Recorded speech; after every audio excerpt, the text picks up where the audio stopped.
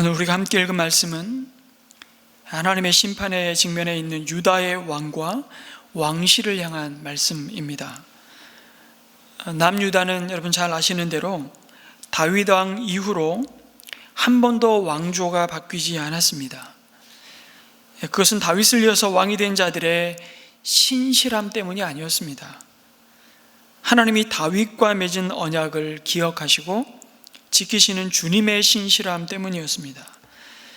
그 언약은 다윗의 왕위를 이어갈 자들이 하나님의 말씀에 순종하여 좌로나 우로나 치우치지 않을 때 그 왕위를 영원토록 하시리라는 약속이었습니다.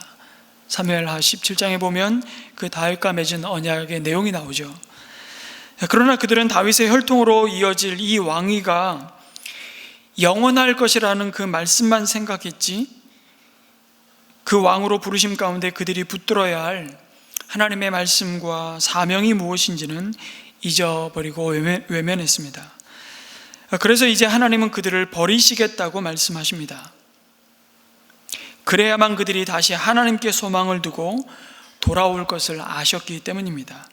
그래서 하나님은 거듭거듭 그들을 멸망시키는 것은 너희들이 그토록 미워하는, 원수로 생각하는 바벨론이 아니라 바로 나 하나님이라는 사실을 강조하십니다. 21장 13절에서 이제 내가 너희를 치겠다고 하십니다. 의도적으로 나를 강조하고 있는 표현이 등장하고 있는 것을 보게 됩니다. 22장 6절에서도 이제는 내가 너를 사막으로 만들고 아무도 살지 않는 성읍으로 만들겠다고 선언하십니다. 심지어 내가 너를 무너뜨릴 사람들을 불러다가 그들에게 연장을 마련해 줄 것이라고 말씀하십니다. 참으로 가슴 아픈 말씀이죠. 이렇게 말씀하시는 이유가 무엇입니까? 바로 이 백성과 이 나라가 무엇 때문에 바벨론으로부터 이러한 수치와 고통을 받는 것입니까? 그리고 마침내 포로로 다 사로잡혀 가게 되는 것입니까? 그것을 알라는 것입니다. 그것은 그들의 손에 뭔가를 쥔 것이 없어서가 아니라는 것이죠. 정말 강대국과 맞짱 떠볼 만한 그들에게 능력이 없어서가 아니라는 것입니다. 전쟁에 능한 장수와 전략이 없어서가 아니라는 것입니다. 그들이 경제적으로 군사와 기술력이 없어서 나라가 망해가는 것이 아니라는 것을 똑똑히 알라는 것이죠. 그 이유는 바로 너희들이 하나님의 백성의 그 존귀함을 스스로 거부하고 우상을 섬긴 결과라고 말씀하십니다. 그들이 왜 이렇게 비참하게 망해가는지를 못 알아먹으니까 하나님은 어떠한 방법을 지금 쓰시는 것입니까? 22장 8절 9절에 많은 민족이 이 도성을 지나갈 때에 서로 묻기를 주님께서 무엇 때문에 이 큰 도성을 이렇게 폐허로 만들어 놓으셨는가 하면 그들이 또한 서로 대답하기를 그들이 그들의 하나님과 맺은 언약을 깨뜨리고 다른 신들을 경배하면서 섬겼기 때문이라고 할 것이다.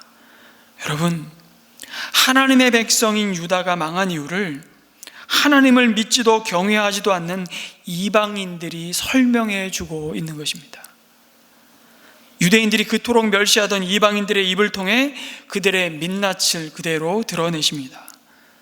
지옥의 땔감이라고 멸시하던 이방 민족들이 하나님의 백성임을 자부하며 교만하던 유다 백성을 향해 아니 너희들이 그러고도 하나님을 믿는다고 할 수 있느냐고, 너희들이나 우리나 다를 게 뭐가 있냐고 비웃는 것입니다. 너희들이 하나님을 믿는다고 하는데, 그래서 하나님이 너희를 지키고 보호하신다고 말하는데 우리가 보니 너희들은 하나님을 의지하는 자들이 아니라 오히려 우리보다 더 돈을 밝히고 말과 병거를 더 의지하며 힘이 될 만하다고 생각하는 애굽을 의지한 너희들의 모습을 보니 그러다가 너희가 쫄딱 망하지 않았냐고 조롱하고 있는 것입니다. 그리고 실제로 유다는 마지막까지 애굽을 의지하고 바라보면서 바벨론으로부터 자신들을 바로 그 애굽이 지켜줄 것이라고 생각하고 애굽으로 달려갔습니다. 너희들이 눈에 보이지 않는 하나님을 신뢰한다고 하지만 정말 결정적인 순간에, 여러분, 이 결정적인 순간에 우리의 믿음이 다 드러나는 겁니다. 너희들을 보니까 하나님이 없는 우리와 다를 것이 하나도 없더구나. 아니, 우리보다 더 탐욕적이고 이기적이며 거짓된 민족이라고 조롱하는 소리를 듣게 하시는 것입니다. 너희가 하나님을 믿어서 우리와 다른 게 뭐가 있냐? 우리는 도대체 그걸 모르겠다고 비아냥거리는 것이죠. 정말 아프지만 하나님은 이런 방식으로 자기 백성 삼으신 이스라엘의 굳은 마음을 제거하시는 것입니다. 그들이 자고 있는 영혼의 깊은 잠을 깨우시고 있는 것이죠. 하나님의 길에서 벗어난 것을 제때제때 회개하고 돌이키지 않으니까 하나님은 극약 처방을 내리신 것입니다. 여러분, 지금 유다 백성을 향해 하나님은 영적인 항암 치료를 하고 있는 것이죠. 이유는 정말 그들을 다시 살리기 위해서였습니다. 그들을 포기하고 여러분 끝장내시고자 하셨다면 뭐 이렇게 복잡하게 말씀하시고 또 설득하시고 오래 기다리실 필요가 뭐가 있겠습니까? 말씀으로 천지를 창조하신 분이 말씀 한마디면 한 민족을 그냥 지면에서 흔적도 없이 사라지게 하실 수 있는 분 아니십니까? 그런데 하나님은 자신의 대언자로 예레미야를 보내셔서 계속 말씀하십니다. 여러분, 이 예레미야서의 말씀을 저희 공동체가 한 2달 가까이 지금 읽으시니까 마음이 어떠세요? 좋으세요? 안 그래도 코로나로 우울해 죽겠는데 주야장천 예레미야 말씀만 읽으니까 더 우울해지지 않으세요? 그런데 예레미야는 여러분 오죽하겠습니까? 말로 안 되니까 예레미야 보고 하나님은 별의별 일을 다 시키십니다. 소위 말하는 상징적인 행동을 해요. 몸으로 하나님의 말씀을 전하게 하십니다. 동아줄을 매라고 하고 토기장의 집으로 가서 보라고 하고 토기를 깨게 하시고, 여러분 성경에 보면 상징적인 말씀의 행동들이 있습니다. 그게 한 30여 가지가 나오는데 그 중에 절반이 예레미야의 행동입니다. 예레미야 보고 결혼도 하지 마라, 너는 자식도 낳지 말고 당연히 잔치집에도 가지 말아라. 예레미야는 하나님의 이 말씀을 받는 순간부터 그의 평생 잔치집을 가보지도 않습니다. 그렇게 몸으로 하나님이 이 백성을 향한 돌아오라는 회개의 촉구를 하고 계시는 것이죠. 온갖 방법으로 하나님의 마음을 드러내십니다. 이게 무슨 얄궂은 운명입니까? 자신이 대신 벌을 받는 자도 아닌데 하나님이 정말 번거롭게 일하십니다. 왜 그러십니까? 정말 자기 백성을 사랑하시니까 그렇게 하시는 겁니다. 그리고 마침내 다윗의 후손을 통해서 온 세상이 하나님께 돌아올 것을 예레미야 입을 통해서 예언케 하십니다. 하나님은 그들을 포기하실 수 없으셨던 거죠. 다음 주에 우리가 묵상하게 되겠지만 하나님은 결국 다윗에게서 한 의로운 가지가 돋아날 것을 예레미야 23장에 약속하십니다. 그리고 예레미야 23장 6절에 그 이름을 뭐라고 하라고요? 주님은 우리의 구원이시다라고 부를 것이라고 말씀하십니다. 바로 구원의 이름으로 오실 예수 그리스도이심을 예언하십니다. 그 의로운 가지로 오실 예수 그리스도를 통해 새롭게 세워질 이스라엘은 어떤 나라입니까? 민족과 인종과 언어와 문화를 뛰어넘어 모든 신분을 넘어 구별하시고 새롭게 부르실 새 이스라엘, 영적 이스라엘이 누구입니까? 바로 이곳에서 예배드리는 저와 여러분이십니다. 교회이죠. 그래서 오늘 유다 왕과 왕실을 향한 하나님의 말씀은 또한 새 이스라엘인 교회를 향해 갖고 계신 하나님의 마음이요 소원이기도 합니다. 그리고 우리 모두는 예수님의 십자가의 은혜로 그리스도께 돌아선 자들, 하나님께 회심한 자들이 되었습니다. 그리고 여러분, 동시에 우리는 새롭게 지음받은 하나님의 나라, 영적 이스라엘 공동체인 교회로 회심한 자들입니다. 우리 박인진 목사님이 목장 사역에 대해서 또 목자로 자신을 부르셔서 하나님께서 이 목장 모임을 통해서 자신의 마음을 바꾸시고 이 목장을 통해서 오늘도 일하시는 하나님, 그 하나님을 증거했습니다. 그것이 이 목장 교회를 향한 회심입니다. 뿐만 아니라 우리는 마지막으로 그리스도 예수 안에서 부여받은 하나님이 온 세상을 향해 갖고 계신 사명으로 회심한 자들이기도 합니다. 여러분, 우리는 개인적으로는요, 죄로 죽었던 자리에서 예수님의 부활하심으로 말미암아 그와 함께 그 안에서 새 생명으로 살려냄을 받은 자들이 되었습니다. 이제 어둠에서 빛으로, 사망에서 생명으로, 저주에서 복으로 세상에서 하나님 나라로 불러냄을 받은 자들입니다.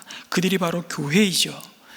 그리고 이제 우리는 이 세상의 삶의 방식과 가치를 따라 더 이상 사는 자들이 아니라 하나님 나라의 복음을 따라 말하고 생각하고 행하는 자들, 다시 말해 하늘에 속한 사람들로 이 땅을 살아갑니다.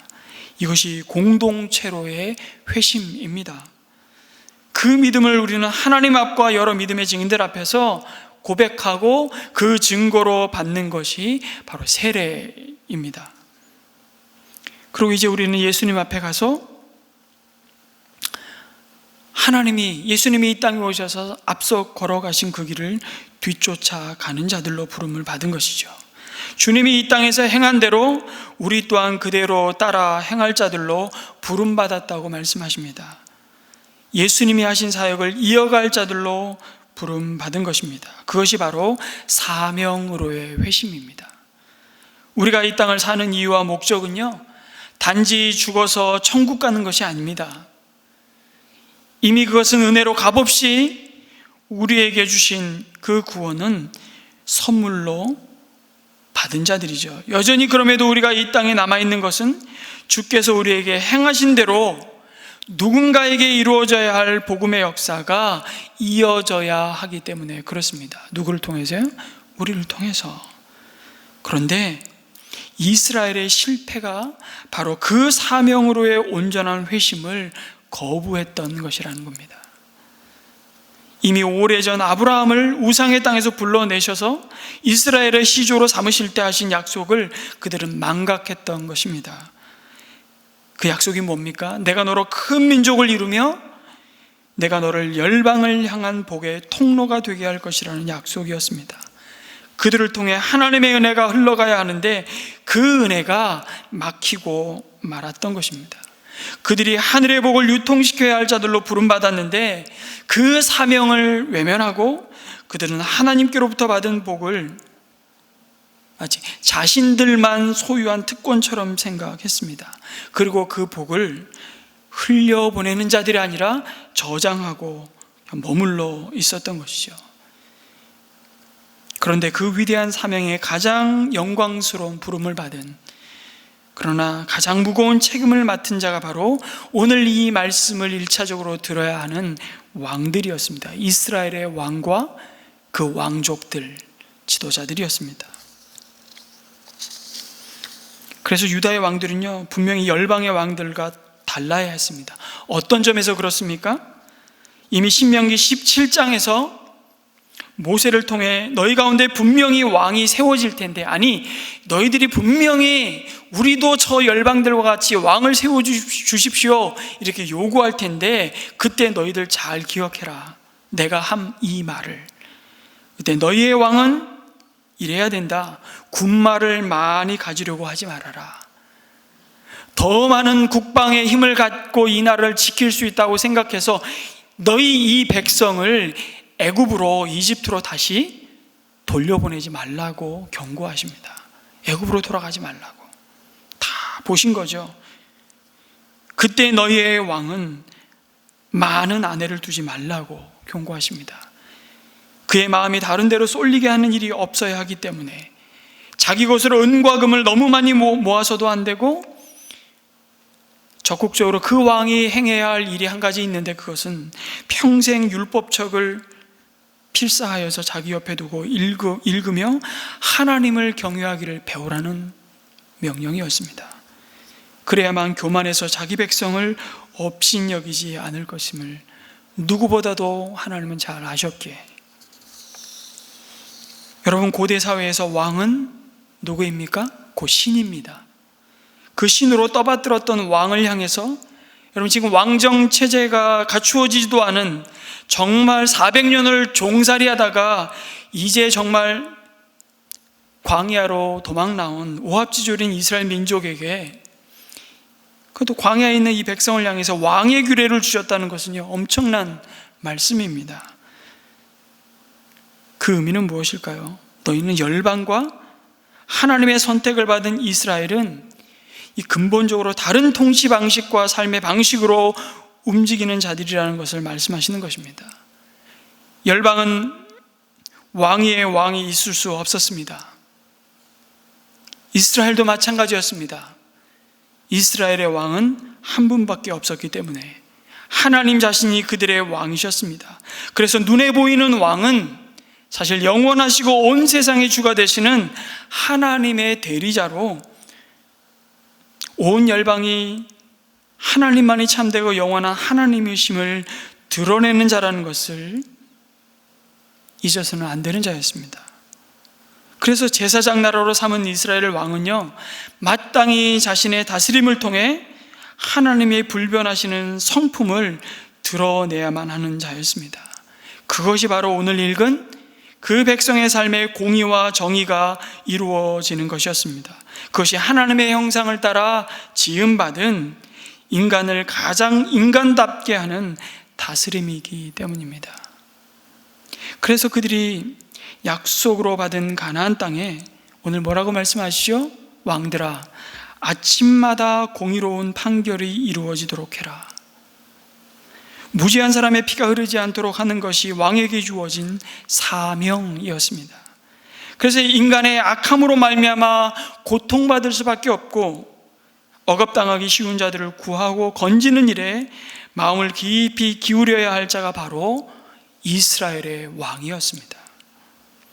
왜냐하면 하나님은 누구보다 사회적 약자를 향한 자비와 긍휼의 하나님이시기 때문입니다. 그래서 율법을 주시면서 내 이웃을 내 몸과 같이 사랑하시라고 하시고, 특별히 고아와 과부와 자신들의 땅에 객으로 와 있는 외국인들을 학대하지 말라고 명령하셨습니다. 그러면서 이유를 사실 이렇게 가르치셨어요. 너희들이 애굽에서 바로 그렇게 고통받고 종으로 억압당하던 자들이었음을 기억하라는 것입니다. 너희 공동체 안에서 그래서 불의와 불공평함으로 신음할 수밖에 없는 자들을 향한 하나님의 손과 발이 되어 도움과 구체적인 구제를 행하라고, 그들에게 자비와 긍휼의 삶을 행하라고 명령하셨던 겁니다. 그래서 그것을요, 명령하시고 그들이 까먹을까봐, 잊어버릴까봐 구체적인 행함의 실천을 명령하시죠. 그게 뭡니까?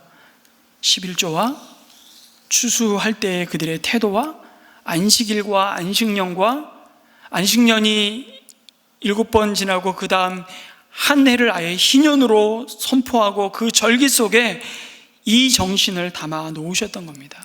여러분, 이스라엘 백성들은 11조를 3번 뗐습니다. 아시죠? 제사장들을 위해서 한번 떼고요, 고아와 가부와 객과 그 땅에 가난한 자들을 위해서 한번 뗐고요, 그 다음에 예루살렘의 절기를 지키러 가기 위해서 저축 용도로 한번 뗐습니다. 10의 3조를 뗀 거예요. 그 중에 중요한 정신이 바로 너희 공동체 안에 고통받는 자들을 돌아보는 이 구제로 뗐다는 겁니다. 그 부르심에 순종할 때 그들은 참된 평강과 기쁨을 누리게 되고, 가나안 땅이 진정한 젖과 꿀이 흐르는 땅으로 그들에게 소산을 내리라고, 소산을 얻게 될 것이라고 약속받았던 것입니다. 그럴 때 그들만이 누리는 만족, 기쁨을 넘어서 열방은 이스라엘을 보면서 비로소 누구를 보게 됩니까? 바로 그들을 통해 하나님을 보게 되는 것입니다. 여러분, 우리 교회 신앙생활 하면서 우리는 서로 연약하게 상처를 주기도 하고 상처를 받기도 합니다. 그러면 꼴보기 싫은 사람 우리 볼 때 우리 쉽게 하는 태도가 뭐예요? 도망가는 거예요. 안 만나는 겁니다. 안 마주치는 겁니다. 그러면서 그런 사람들을 위로할 때 또 우리는 이렇게 위로하죠. 사람 보지 말고 하나님 바라보라고. 여러분, 맞는 말입니다. 틀린 말 아닙니다. 그러나 하나님을 알지 못하는 그 인생이 어떻게 하나님을 알고 하나님을 만나고 하겠습니까? 먼저 그 은혜를 받은 자들을 통해서 하나님을 경험하고 만나는 것입니다. 사람 보지 말고 하나님 보라고요? 반쪽 진리이죠. 결국 우리를 통해서 하나님은 그 은혜가 흘러가도록 부르신 이 사명으로의 회심을 요청하고 계십니다. 그래서 그들이 받은 사명은요, 율법으로 주신 계명이기 이전에 그들이 받은 은혜가 바로 하나님으로부터 왔음을, 그리고 하나님만이 온 땅의 주인이시고 주권자이심을 알고 인정하게 만드는 축복의 통로의 역할을 하는 것이었습니다. 이 사명의 가장 본이 되어야 할 자가 바로 왕과 그 왕실에서 일하는 자들이었다는 것입니다. 그래서 이스라엘의 왕은요, 인간의 탐욕이 낳은 이 사회의 온갖 불의함과 불평등을 최소화하는 일에 가장 마음을 기울여야 하는 자로 부름받은 것입니다. 언제나 낮은 데로 흐르는 물처럼 하나님의 사랑이 낮은 곳을 향해서 흘러갈 수 있도록, 하나님의 은혜가 막힘없이 온 사회에 스며들 수 있도록 하는 것이 이스라엘 왕의 가장 중요한 사명이었습니다. 그래서 왕으로서 하나님께 세움을 받은 것이 열방의 왕들과 다르게 이스라엘 왕은 부리는 자요 누리는 자가 아니라 하나님의 거룩하심을 드러내는 자였습니다. 온 백성이 하나님을 경외하고 순종하도록 다스리라는 사명으로 부름받았던 것입니다. 어떻게 해요? 하나님의 율법책을 등사해서 매일 읽으면서 확인하는 것입니다. 유다의 왕들이 이러한 하나님의 대리 통치자로 온전히 설 수 있는 비결은 여러분, 그들 자신의 힘과 지혜와 의지로 될 수 있는 일이 아니었습니다. 그들 자신도 하나님의 다스림 가운데 있음을 날마다 확인하지 않으면 불가능하다는 것을 말씀하셨던 것입니다. 여러분, 우리는요, 열매 맺는 삶을 기대합니다. 성령의 9가지 열매, 사랑과 희락과 화평과 자비와 온유와 성령의 9가지 열매를 맺기를 우리는 소원하고 기대합니다. 그런데 여러분, 우리는 열매 맺기 위해서 노력하는 자들이 아니에요. 여러분, 그거를 잘 아셔야 됩니다. 우리는 열매 맺으려고 노력해봐야 열매 맺을 수 없습니다. 우리는 뭐를 노력해야 되냐면 나무에 붙어 있으려고 노력해야 되는 자들입니다. 그럼 열매는 하나님이 맺게 하십니다. 그러면 나무에 붙어 있는 노력은 또 뭐예요? 그거는 딱 2가지입니다. 이거 생명의 산 공부에서 다 하셨죠? 그때 하나님이 회개하라고 하실 때 그때 제때 회개하는 겁니다. 돌아서는 거예요. 2번째는 말씀하실 때 즉각 순종하는 겁니다. 어른이 그렇다면 그런 줄 알고, 여기서 어른은 하나님이십니다. 하나님이 그렇다고 말씀하시면 그런 줄 알고, 아니라고 하면 아니라고 하고, 이거 하라 그러면 하고, 하지 말라 그러면 안 하는 단순한 그 믿음의 순종이 오늘 우리가 우리의 나무 대신 그 주님께 붙어 있는 노력입니다. 그거 하면 정말 우리가 그토록 사모하는 성령의 열매는 하나님이 맺게 하시겠다고 약속받은 자들입니다. 그런데 지금 유다의 왕들이 그 모든 부르심의 의미와 목적을 다 상실했다고 말씀합니다. 그들의 악행 때문에 하나님의 분노의 불이 꺼질 수가 없다고 말씀하시죠. 여러분, 22장 13절 이하에 그 사명을 외면한 그들의 불순종의 모습을 구체적으로 고발합니다. 한번 읽어보겠습니다. 제가 읽겠습니다. 불의로 궁전을 짓고 불법으로 누각을 쌓으며 동족을 고용하고도 품삯을 주지 않는 너에게 화가 미칠 것이다. 내가 살 집을 넓게 지어야지. 지금 이스라엘 백성들이 이렇게 말을 한다는 겁니다. 누각도 크게 만들어야지 하면서 집에 창문을 만들어 달고 백향목 판자로 그 집을 단장하고 붉은색을 칠한다. 내가 남보다 100항목을 더 많이 써서 집 짓기를 경쟁한다고 해서 내가 더 좋은 왕이 될 수 있겠느냐? 내 아버지가 먹고 마시지 않았느냐? 법과 정의를 실천하지 않았느냐? 그때에 그가 형통하였다. 그는 가난한 사람과 억압받는 사람의 사정을 헤아려서 처리해 주면서 잘 살지 않았느냐? 바로 이것이 나를 아는 것이 아니겠느냐? 나 주의 말이다. 그런데 너의 눈과 마음은 불의한 이익을 탐하는 것과 무지한 사람의 피를 흘리게 하는 것과 백성을 억압하고 착취하는 것에만 쏠려 있다고 말씀하십니다. 여러분, 왜 하나님이 이 약자들을 향해 이토록 마음을 기울이실까요? 바로 그들이 하나님의 형상이 가장 심각하게 일그러져 있을 가능성이 가장 많은 사람들이기 때문이 아닐까 싶습니다. 그들이야말로 그 누구보다 가장 우선적으로 하나님의 구원의 손길이 필요한 자들이기 때문입니다. 그래서 하나님의 자비와 사랑은 낮은 곳으로 흐르는 것을 우리는 성경에서 일관되게 보는 것입니다. 그래서 새 이스라엘로 부름받고 구별된 여러분 교회 공동체 역시 낮은 자가 높은 자를 섬기는 것이 아니라고 말씀합니다. 오히려 너희 중에 높아지고자 하는 자가 있느냐? 그는 낮아질 것이요 낮아지고자 하는 자는 높아지리라고 말씀하셨습니다. 스스로 높아지는 것이 아니라 하나님이 낮은 자로 섬기는 그 자를 높이시겠다고 말씀하시는 것이죠. 그러면서 예수님은 말씀하십니다. 너희는 나를 따르라.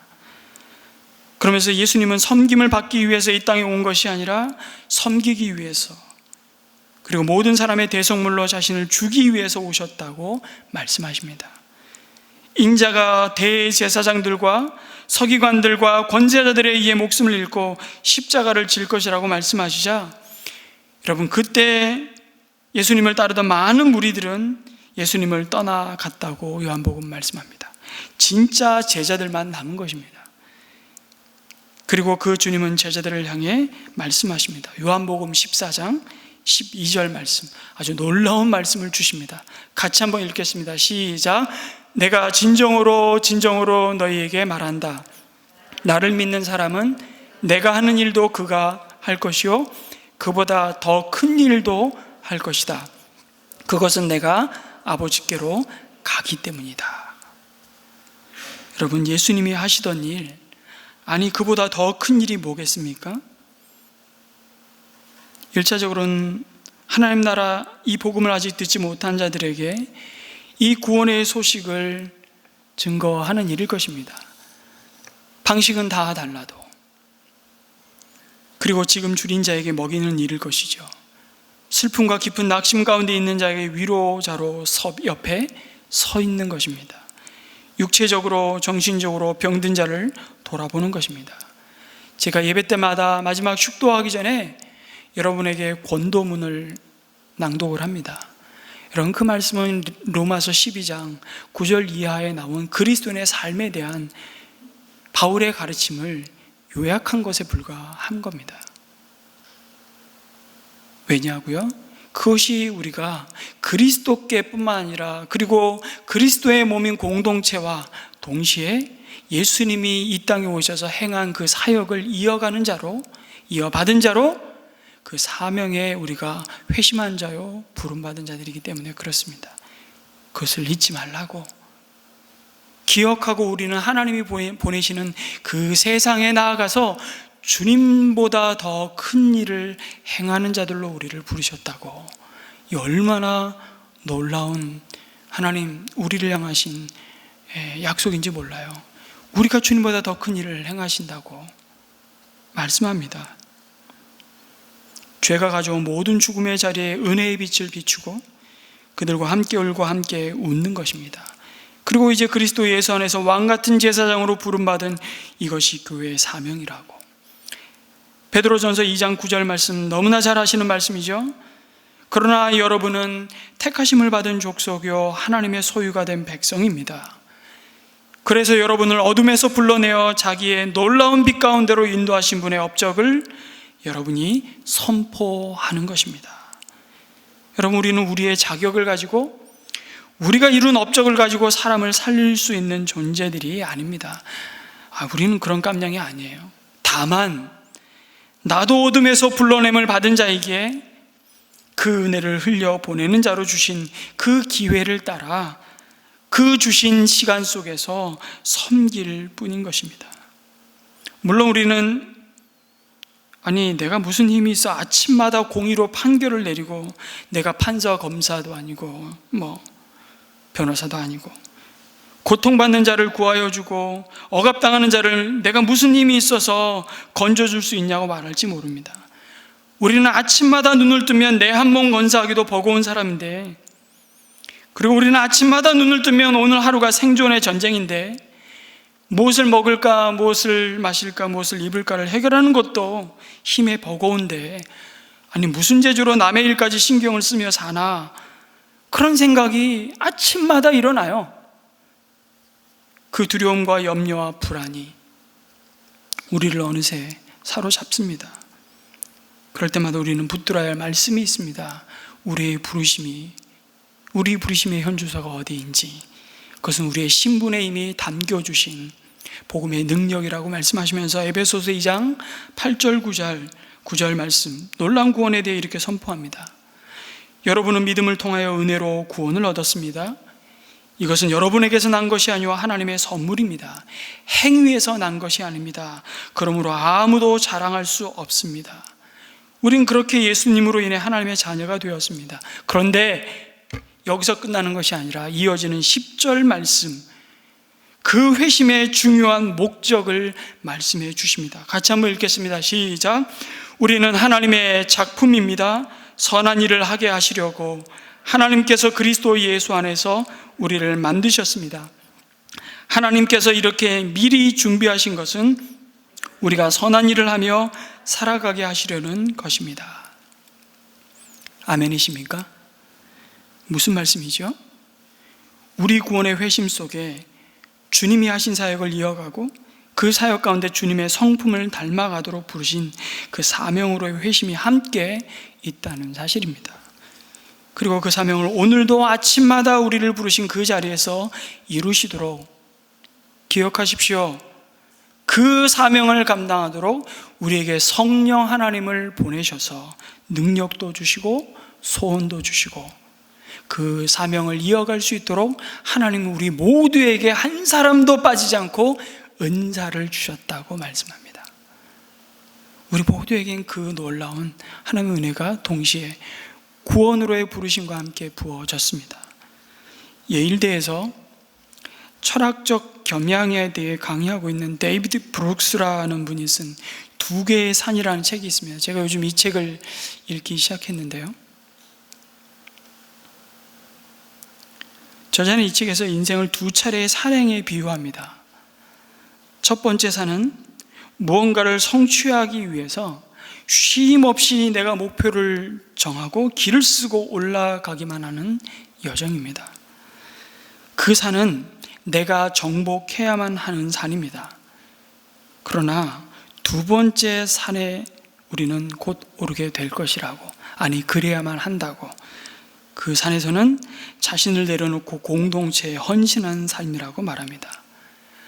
무언가 부족한 사람들 사이에 자기 자신을 단단히 뿌리내리고 그들과 손잡고 나란히 걷는 산행이라고 말합니다. 그러면서 인생의 첫 번째 산행은 내가 행복을 추구하지만 원하던 행복 대신에 종종 때때로 심각한 고통과 함께 우리가 걸어가던 길을 멈출 수밖에 없는 심각한 관계의 단절을 경험한다고, 그것을 대가로 지불하는 고통을 겪게 된다고, 그때 비로소 우리는 그 자리에서 두 번째 산을 오르는 전환기를 맞는다고 말합니다. 그것이 바로 자신을 내어줌으로 참 기쁨을 누리는 것이라고 말합니다. 여러분, 내가 행복을 추구합니다. 해피니스죠. 근데 이건 첫 번째 산에 오르는 사람이 자신의 능력으로 쟁취해야만 하는 행복이라고 생각하는 것입니다. 누구는 그걸 더 많이 경험하기도 하고 누구는 상대적으로 덜 경험하기도 하죠. 그런데 그것은 우리를 진짜 나를 나되게 할 수 없다고. 두 번째 산에 오르는 자에게 주시는 기쁨은 행복을 추구한 그 행복이 아니라 하나님이 주시는 joy, 진짜 기쁨이라고 얘기하고 있습니다. 여러분, 이 책은 기독교 책이 아닙니다. 사실은 빌 게이츠가 이 책을 읽고 엄청난 사실은 자신의 삶의 변화를 경험한, 그래서 아마 9월 달에 우리나라 말로 번역을 돼서 출간이 되었는데 올해 9월에 미국에서는 지금 베스트셀러 1위로 모든 출판업계 1위를 지금 달리고 있는 책이기도 합니다. 한번 읽어보시면 좋겠습니다. 그러면서 서문에서 두 번째 산을 오르는 한 사람을 소개합니다. 병원에서 청소부로 일하는 루크라는 사람의 이야기인데요, 자기도 다른 책에서 이 사람을 인용해요. 루크가 일하는 병원에서 어쩌다 싸움판이 벌어지고 거기 싸움판에 휘말렸다가 다쳐서 의식불명 상태로 누워있는 청년 환자가 있었습니다. 이 청년의 아버지는 날마다 자기 아들 곁에 그 아들을 지키면서 깨어나기를 기도했습니다. 하지만 6달이 지나도 청년은 깨어나지 않고 있었습니다. 그러던 어느 날 이 병원 청소를 하는 루크는 그 청년이 누워있는 병실을 여느 때와 다름없이 똑같이 청소를 했습니다. 그때 병실에는 청년의 아버지가 없었습니다. 담배를 피우려고 잠시 자리를 비웠던 것입니다. 그런데 그날 오후에 병원 복도를 이렇게 지나가는데 루크와 우연히 마주친 그 청년 아버지는 루크에게 다짜고짜 화를 내면서 왜 자기 아들 병실을 청소하지 않았느냐고 쏘아붙이면서 따지기 시작한 겁니다. 그런데 루크는 어떻게 반응을 하냐면, 만약 자기가 첫 번째 산에 오르고 있는 상황이었다면 나 자신을 이렇게 이해했을 거라고. 나는 그저 청소 일을 하는 사람으로 나 자신을 바라보면서 자신에게 그렇게 말도 안 되는 일로 화를 내며 따지는 그 청년 아버지를 향해서, 아까 청소했는데요, 그때 담배 피우려고 바깥에 나가 계셨잖아요. 왜 시비를 거냐고. 나 청소했는데 담배 피우려고 나가 있었던 거 맞죠? 이러고 똑같이 자기도 쏘아 붙였을 것이라고. 그러나 나는 이미 두 번째 산에서 하나님이 주신 이 여정을 걸어가고 있는데 자기를 환자와 그 가족을 돌보는 일을 하는 사람으로 바라보고 있다고. 그래서 그 위기의 순간을 보내는 환자와 그 가족에게 필요한 것, 그 위로와 위안을 제공하는 것이 바로 자기가 할 일이라고 여겼던 것입니다.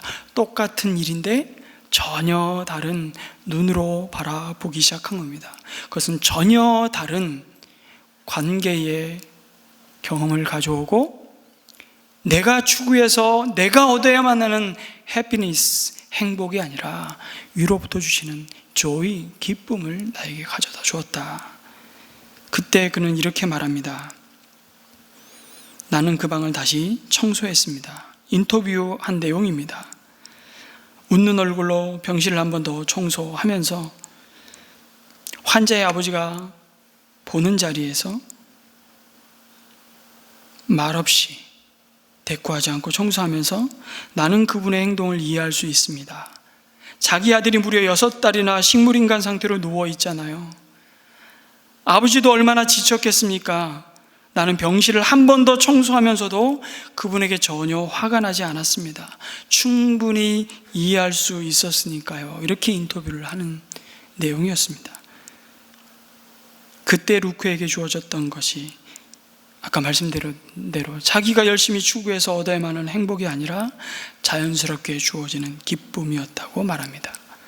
여러분, 우리가 무슨 지혜가 있다고 공의로 판결을 내리고, 무슨 힘이 있다고 고통받는 자를 구하여 주고, 무슨 재주가 있다고 억압당하는 자들을 건져줄 수 있냐고 생각할 때, 여러분, 주님은 이미 우리에게 말씀하셨습니다.